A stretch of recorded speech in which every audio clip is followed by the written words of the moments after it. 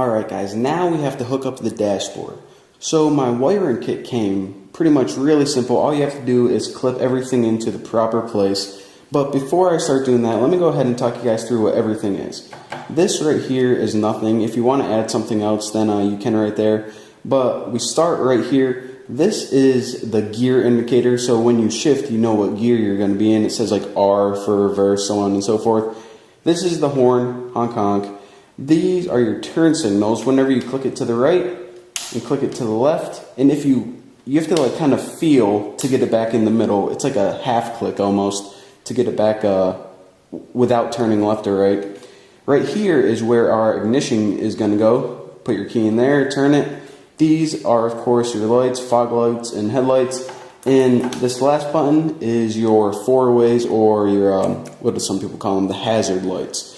So now, with that being said, right here, it's basically a chunk of plastic. It does nothing right now. What we need to make it work is all of this wiring right here. So you're saying, okay, I know nothing about electronics. I am going to have no idea what's going on. Well, whenever you buy a wiring kit, what it's going to do is it's going to tell you which each piece goes to already. So it's pretty much going to look like a bunch of wires, colored wires, and depending on the color of the wire, that's how you know where to plug it in. So let's go ahead and, I guess we might as well work left to right. And we'll go ahead and start with the lights, which are white, yellow, and blue. So the white goes at the top.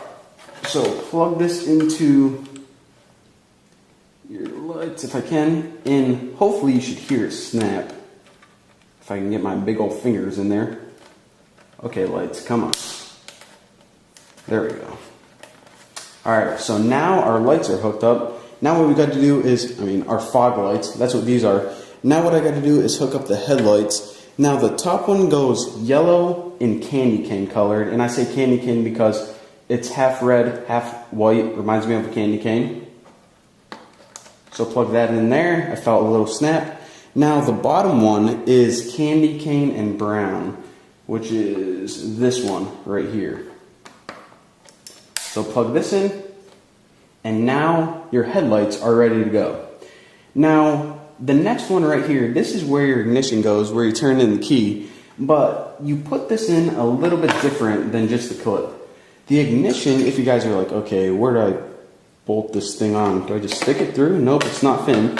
What you need to do is you actually need to unscrew the area around the tip of the ignition or keyhole. Now just go ahead and put it through.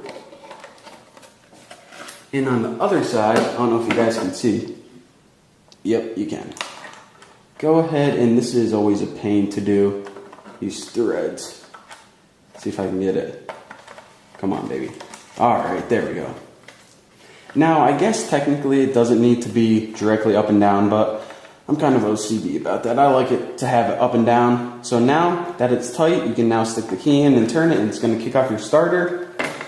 Now, the only other things that we have to install are the horn, which goes right there. Probably should hold it so you guys can see, and the turn signals. Now, the horn is this red and purple wire. And where is it?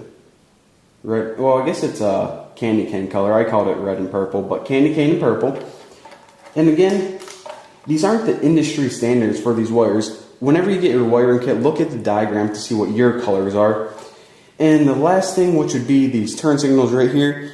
The turn signals are, I guess it's kind of a tan, blue, and gray. So go ahead and stick this in. And actually it needs to go this way.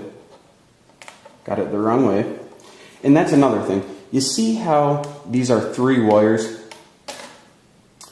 Gray, blue, and tan. How do you know to stick it with the gray on the left or the tan on the left? And the cool thing is about these clips that whenever you clip them in, they're only going to go a certain way. If you try to clip it in the opposite way, then it's not going to fit.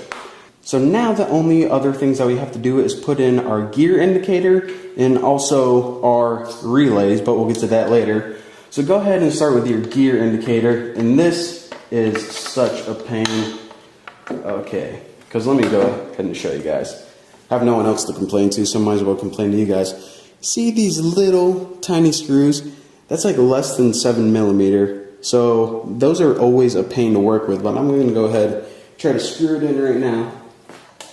Might as well use an eyeglass repair kit to turn these freaking screws. Okay, holy crap, finally. Now that we got all of the main electronics taken care of, the only other thing that we need to do is we need to install these relays. Now, without going into, how electronics work, a relay is basically, A relay is basically a little electronic that the most common use is whenever you have a circuit that doesn't use a lot of electricity and you want it to control a circuit that uses a lot of electricity. For example, sometimes people have electronic switches just so you can turn something on and off. Now, of course, the switch itself doesn't use a lot of electricity, hardly any at all.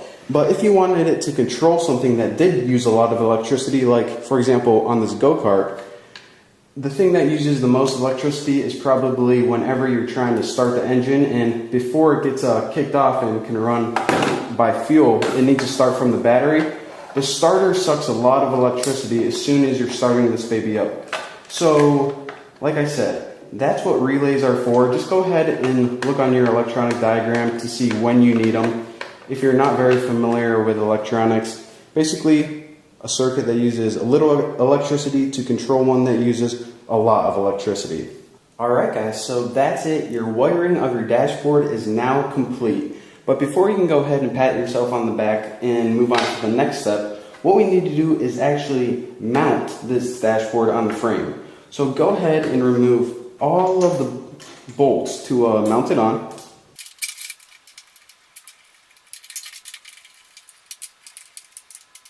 So there you have it, a perfectly wired dashboard.